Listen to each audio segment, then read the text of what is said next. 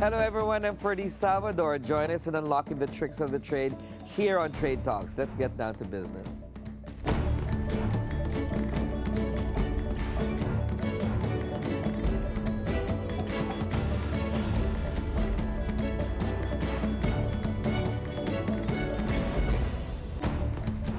It's inevitable. The digital age has seeped into the art scene. Actually, it's been going on for quite some time now. One proponent of this is our guest for today, artist PJ Almera. Blends 3D, environments, lighting, and materiality to create physical and digital or phygital expressions.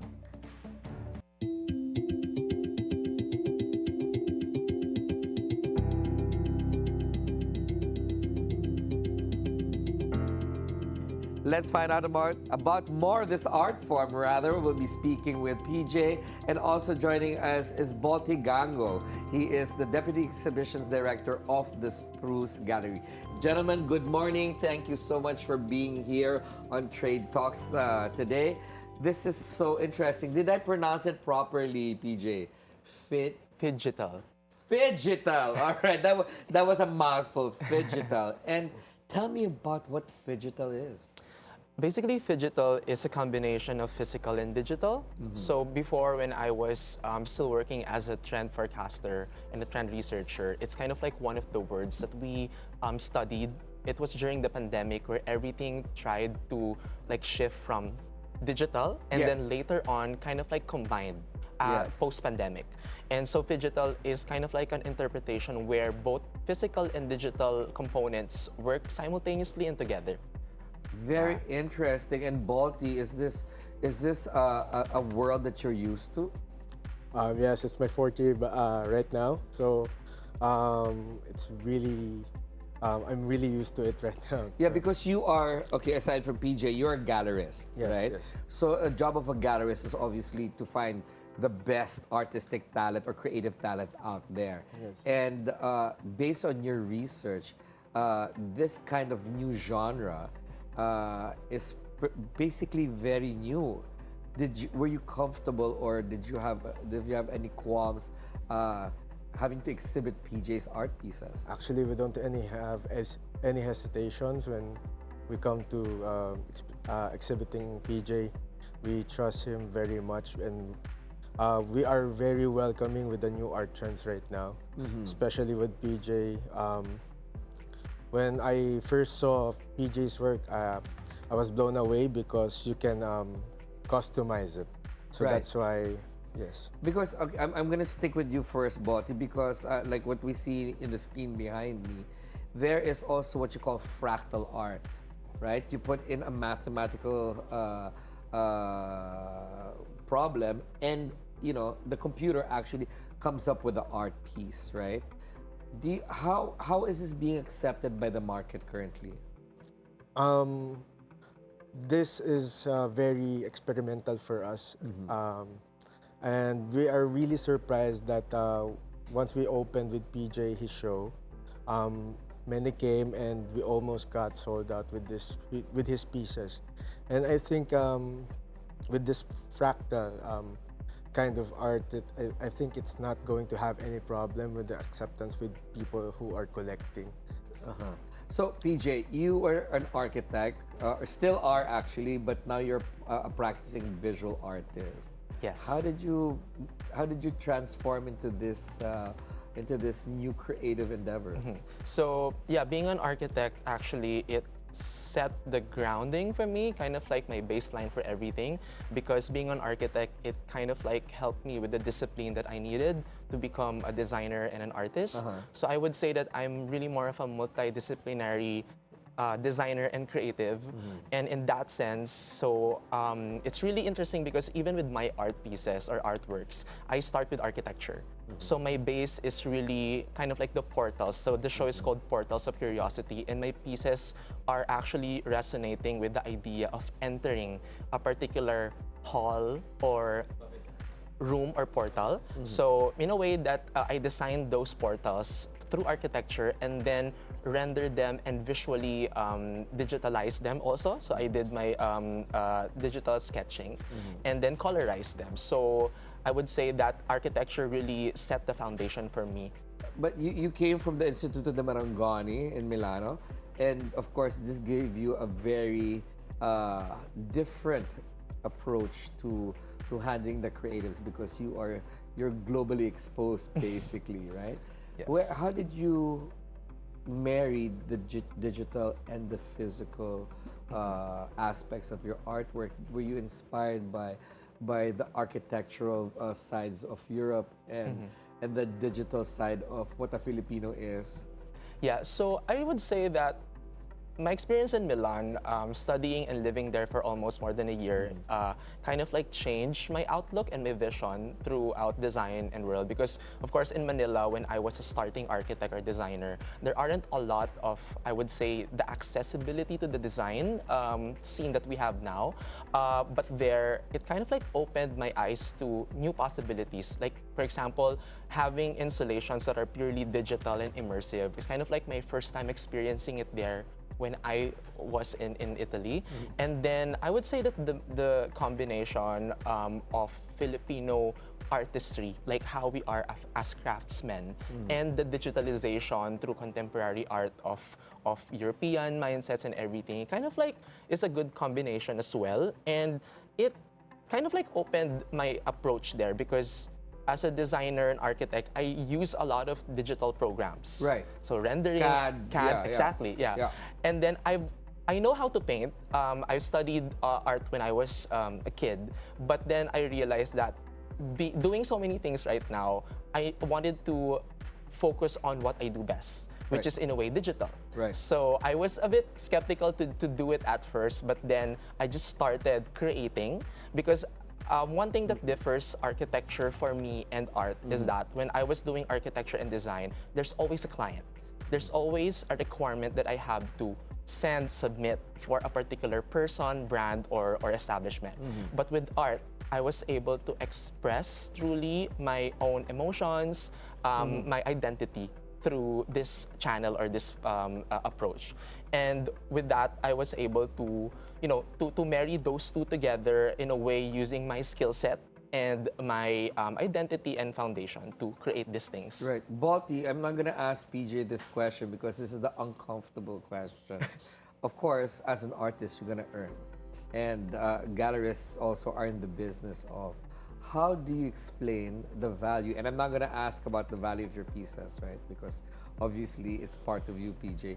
But how do you then quantify or qualify the value of a digital / physical piece of art? How do you advise PJ on how much the value should be perceived or how much the value should be passed on? Yeah, I think that the value of this digital artwork is very subjective. But we really base on how rare it is. With these artworks, we could not repeat this anymore. That's why we offer consignments, and then you can customize your own. So the value will not falter, fleet around when you have or you acquired it. That's why for us, we really encourage people to go to Spruce and have them if they want the pieces.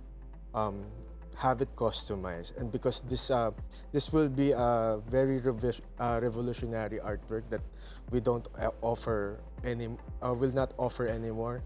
I think PJ and I talked that he will just do a show for once a year for this kind of works. So well, he's almost sold out, so he's got you got to keep in the workshop for 12 months to make more pieces. yes, right? but to explain this dynamics, I think we still take care of the value of the artwork, and we don't want this to be out there. We want this to be special, and we want PJ to focus on the works that he can offer in the near future.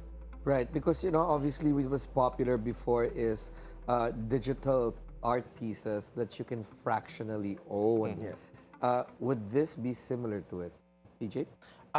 No, because I would say that my art is technically it's composed digitally, but it's presented physically.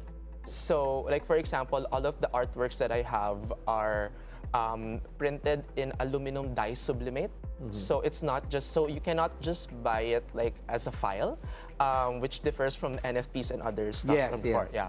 And then we print it only per edition or like one-off pieces. And then for the next part of artworks, the one that Bolty was mentioning earlier, the customization and personalization. So you can actually layer two arts together, and then with my advice, like for example, in terms of color and shapes, we can create something unique to you, which is a one-off item. Yes. Yes, and I use my architectural background also to, in a way, use stainless steel, acrylic, like very physical elements to frame everything together. So. Okay. Yeah, and then when you see the pieces, they're actually, for example, the one in the photo right now. So that is my new collection, which is called the Vortex. So this is The one with the sphere. The one with Yeah, the yeah. sphere, yes. So this is digitally hand drawn by me, and then I used stainless steel and acrylic as a backing. So again, it's not a screen, but because of the color theory of the artwork and then the RGB light, it kind of feels like it's moving or revolving when it's Yes, actually that's what it's not. we're seeing right now. It looks like it's actually revolving and moving, as you said. But so it's just on the angle, how you look at the piece, right? And that's what it's going to present to you. Yes. It's super interesting. Is this piece sold already? Yeah, I think this piece is sold already. All right, but of course, we're going to be talking more about your art. We're going to take a short break. Trade Talks will be right back. Stay with us.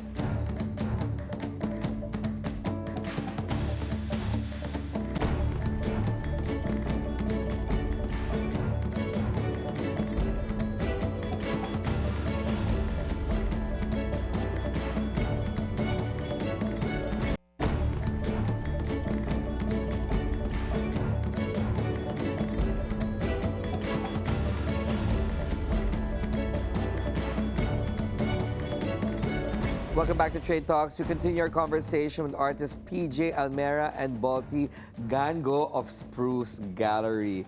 I was looking through our research a while ago, and this is one piece that caught my eye, which is the Art of Rebellion, was it? The Quiet Act of Rebellion. Tell me about that. Actually, it's in our manifesto, the Quiet Act of Rebellion, because Spruce Gallery is we started as a print shop or a magazine store. So in our manifesto, that we are telling that this is a quiet act of rebellion because we are living in a world that's full of digital, and we want something that you can touch and very tactile.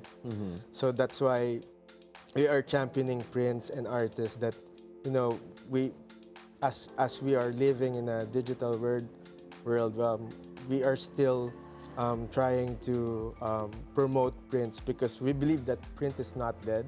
Yes. We are very here, so Yes. But you promote curiosity over commercialism, always. Yes. That's your battle cry. But you know, funny enough, coming from a former banker, which is you, Bolty, I'm quite surprised. So your curiosity over commercialism is your cry of rebellion. Yes. Is that it? Yes. Okay, but why? Why curiosity over commercialism?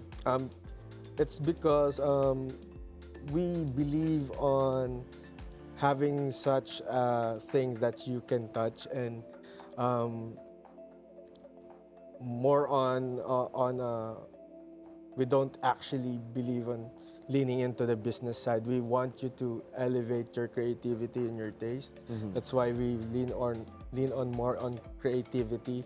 It's more, I think, reasonable, and mas na ano mo siguro yung creativity mo. Are you an artist yourself?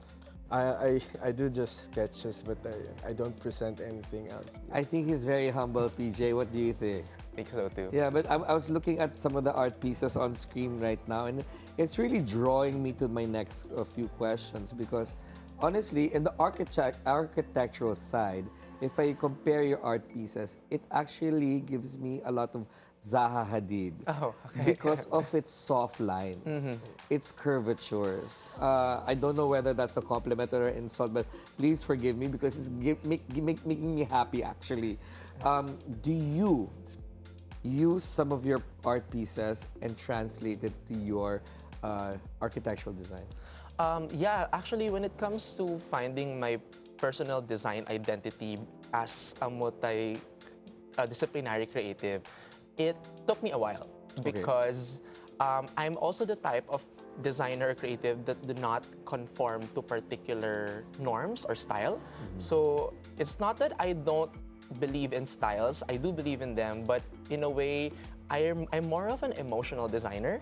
So if I am gonna be like using my artworks, more of like an eclectic emotional approach to design. Yeah, there was just an art piece that was presented on our screen a while ago. It's the white piece with the sort of the rivets. Oh, that's not mine. Oh, it's That's not yours, mine. pardon me. Yeah. But before that, I also saw you layering Oh, yes. different art pieces on the table. Is that part of the customization, or is that the way you figure out which art piece to present? So it's actually both. Okay. So when I do my design, when I do my artworks first, of course, I sketch, and I'm very particular with colors because colors, in a way, like evoke emotions, memories, etc. And then the one that you're seeing in the screen right now is basically how you can personalize your portals and craft your curiosity. So these artworks are already pre-made or designed and presented in the gallery, and there were like 14 iterations of them. And for you to come up with your own enlarged portal, so that's what Bolty and I were talking earlier. So it's like a 70 by 70 centimeter piece, and once you have that combination, it can be an untitled depending on you. It's like your own So story. this is how you basically sample it. This is how it's going to look, and then you come up with a larger format, which is your art piece, and it's never going to be revisited again. It's one-off item. Right. So you're talking about emotions. What is the most difficult emotion for you to present in your art pieces? I would say I'm a bit esoteric also, so I would say based on who I am as a Sagittarius, sadness. Anything that's a bit deep, melancholy, I would say, because as you can see also, most of my art pieces are vibrant. You don't see a lot of like blues or blacks to it. It's quite happy, actually. It's very, very euphoric in a way. Yes. The sadness for me, it's very personal. And I don't really show it even to my friends or family or people around me. Like, I'm always the happy person. I always find solution for things. And in a way, maybe in the future when I'm ready, I'll try to convert my emotions, like my sadness, into something a bit more, But to answer your question, I would say that melancholy is one of the hardest emotion for me to express. Interesting. Bolty, who do you think is your clientele for the pieces of PJ? We don't have any specifics. We don't, in Spruce, we don't really segregate clientele. But that's also being purist in a way, huh? Yes. Because you're inclusive. And there's purity and inclusivity, right? So, okay, but when you have traditional art collectors, the oil on canvas type of people like myself, we're traditionalists. Do you find it difficult to introduce it to the traditional art collector? Yes, I do believe that it's very difficult because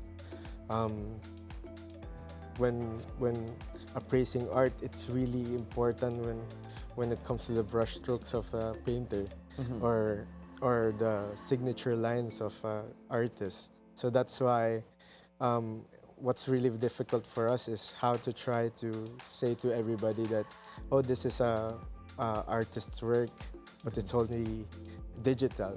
So that's why when we are trying to convince people or collectors when it comes to PJ artworks, we ensure that this is the only style that you will only see because this is only PJ. Right, which I can say, that's amazing because I've never seen anything like it. That's why I had to go back and forth with that question and how the customization bit was done. And you could fully explained it to me. But this is super interesting. How long is the exhibit we're going to run? The exhibit started November 15. It will run until December 13. That's a long exhibit, right? No wonder you're sold out already. I've got a few more questions for you, gentlemen. As a former banker, what is your worst investment? my worst investment, I think, is before like 2018, 2019.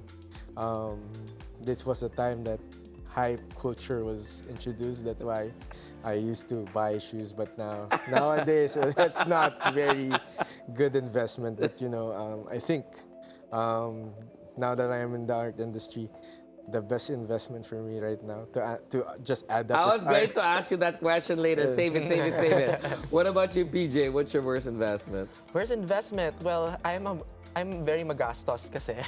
But I would say I don't regret anything that I bought so far because at the same time it helps me. It helped me with my branding, with who I am. So I invest a lot. Like my house also, right? The condo that I live in is full of pieces that are. Some are with value, some are without value, but in a way, it makes me who I am. So I would say my investment towards that is really more of my identity, and people would resonate with that with me. So All right. I don't. What about you? Let's go back to your best investment. Well, I think my best investment is when it comes to investment in the bank, like what do you call this, financial investment that doesn't move until 5 years or something. But TDs, bonds, stuff Bonds, like- yes. All right. Because What about you, PJ? What's your best investment? I would say education, because if I didn't push through with my masters and also other things that I did around the world, then I wouldn't be here right now. What's your favorite mistake, Bolty? my favorite mistake is changing career. Yes, your favorite mistake. What about you, PJ? Favorite mistake? Tough one. I would say, favorite mistake, not a mistake, but my mom really is the one who forced me to architecture. But it's a mistake that I know I am treasuring up to this moment. Yeah. Nice. Gentlemen, thank you so much. And we're looking forward to your exhibit, PJ, at the Spruce Gallery. I'm Thank sure you they very can find it on socials. Thank you so much, and we hope to see you again. Thank you for Thank you having so us. much. Thank you. And that is it for today's show. I'm Ferdy Salvador. Catch the Bilyonaryo News Channel on Free TV Channel 31 and on cable via Cignal Channel 24. Thanks for watching the Bilyonaryo News Channel, always on top.